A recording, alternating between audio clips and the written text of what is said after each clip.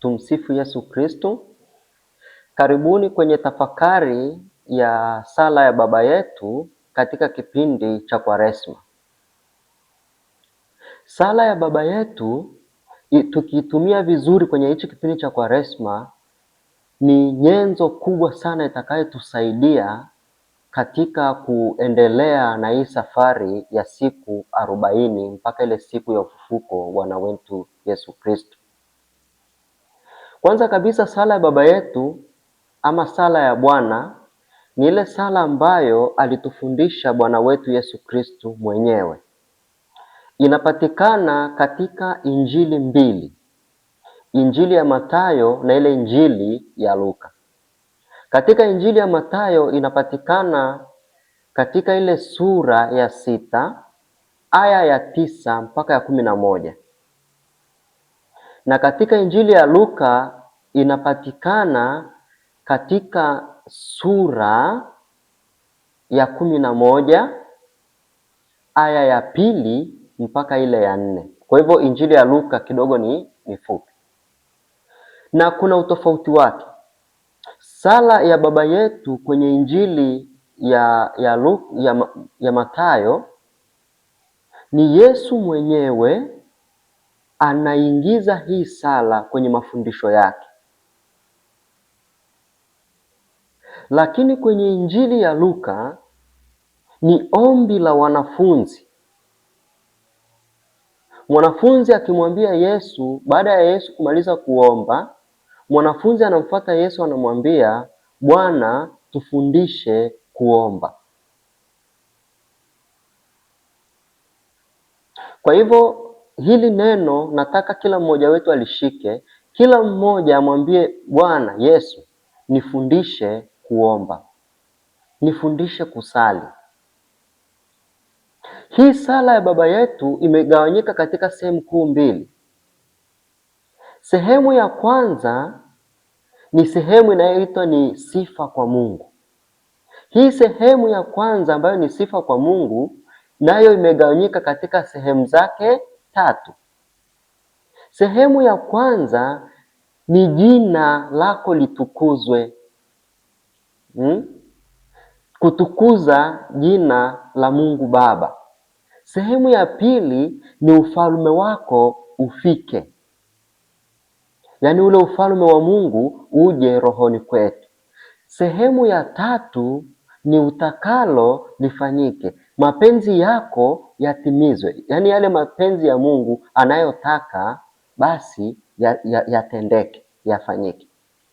Na sehemu ya pili ya sala hii ya Baba Yetu ni sehemu inayoitwa mahitaji ya kibinadamu. Kwenye mahitaji ya kibinadamu imegawanyika kwenye sehemu kuu 4. Kwa hivyo sala ya Baba Yetu ina sehemu kuu 2 na sehemu ndogo ndogo za maombi 7. Kwa hivyo sehemu ya pili sasa, visehemu vyake vidogo vidogo ni utupe mkate wetu wa kila siku. 1. 2, utusamehe makosa yetu. 3, usitutie katika vishawishi. Na 4, utuopoe maovuni.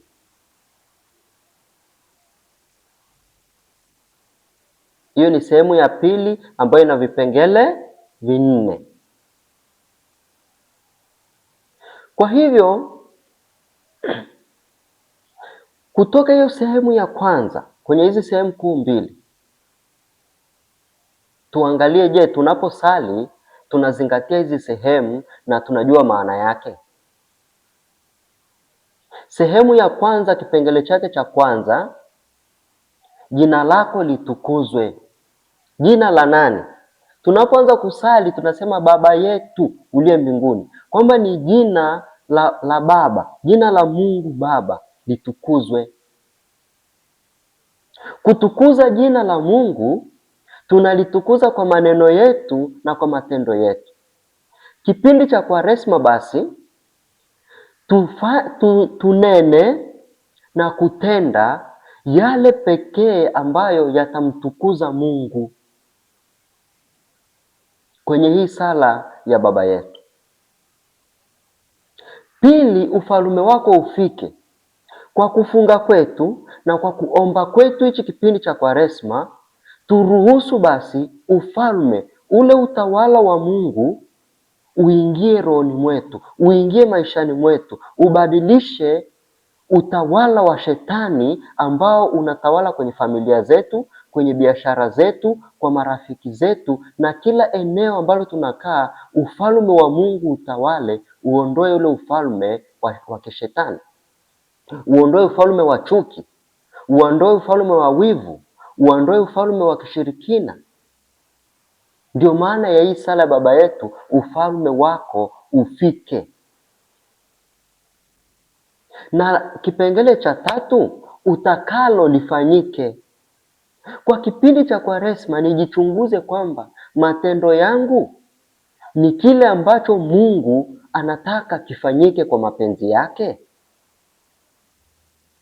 Namna ninavyoishi kwenye familia yangu, ninaishi kadri ya mapenzi ya Mungu. Ninavyolelea watoto wangu ambao ni zawadi kutoka kwa Mungu, ninawalelea kadiri ya mapenzi ya Mungu. Ninavyoishi na mume wangu ama mke wangu, ninaishi naye kadiri ya kiapo nilichokiweka mbele ya Mungu. Hayo ni ya kuchunguza kipindi hichi cha Kwaresma, lakini kupitia sala hii ya Baba Yetu. Sehemu ya pili ambayo ni mahitaji ya mwanadamu, kipengele chake cha kwanza ni utupe mkate wetu wa kila siku. Kwamba tunajinyenyekeza mbele za Mungu, tukimwambia Mungu, wewe ndiwe pekee ambaye unaweza kutupea mahitaji yetu. Ni wewe peke yako unaweza kutupa mkate wetu wa kila siku. Kwamba tunamwomba Mungu aliyekuwa msaada, aliyekuwa ni mtimizaji wa mahitaji yetu, atutimizie.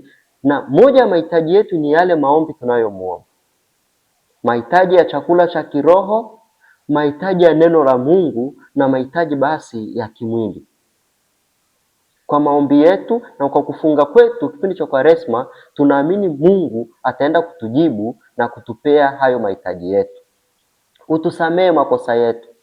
Kwaresma ni kipindi cha kutubu, ni kipindi cha kujirudi, ni kipindi cha kumwambia Mungu, nisamehe, nimekosa. Ni kipindi cha kumwambia mwanadamu yule niliyemkosea, kumwendea na kumwambia nisamehe pale nilipokukosea, kwa sababu ninataka kutengeneza na Mungu na pia ninataka kutengeneza na mwanadamu. Usitutie katika vishawishi. Tuko katika dunia ambayo tumezungukwa na vishawishi vingi. Sala yetu iwe ni kumuomba Mungu atuepushe na vishawishi, atuepushe na mambo mabaya, atuepushe kuingia kwenye kutenda mambo mabaya. Na kipengele cha mwisho, utuondoe kwenye maovu, utuepushe na maovu. Kwamba Mungu tumuombe atupe nguvu ya kuepukana na maovu, ya kuepukana na mambo mabaya, ya kuepukana na hatari zote, magonjwa, vifo, kuchukiwa, laana na yale mambo yote ambayo ni mabaya. Tumuombe Mungu atuepushe nayo kwa kupitia sala hii ya Baba Yetu, lakini kwa hicho kipindi maalum kabisa cha Kwaresma tuitumie vizuri kwa namna hiyo. Lakini ukisoma pia hiyo Injili ya Mathayo pia hiyo sura ya 6 ile aya ya 7, Yesu anatuambia sasa hichi kipindi, muombapo msipayuke payuke kama watu wa mataifa.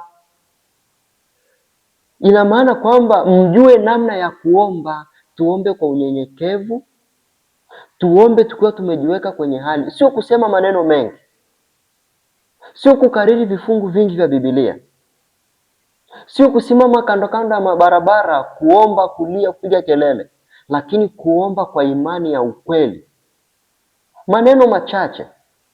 Kwa mfano, sala yako ya leo, mwambie tu Mungu, nifundishe namna ya kukuomba.